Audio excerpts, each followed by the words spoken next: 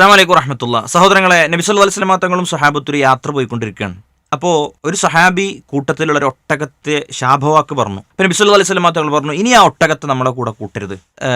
എന്നിട്ട് നബി സല്ലല്ലാഹു അലൈഹി വസല്ലം തങ്ങൾ വളരെ ഗൗരവമുള്ളൊരു കാര്യം അവിടെ ഉപദേശിക്കുകയാണ്, വസിയത്ത് കൊടുക്കുകയാണ്. നിങ്ങൾ ഒരിക്കലും നിങ്ങളുടെ സമ്പത്തിനെയോ മക്കളെയോ അല്ലെങ്കിൽ നിങ്ങളെ സ്വന്തത്തെ തന്നെയോ ഒരിക്കലും നിങ്ങൾ ശപിക്കരുത്.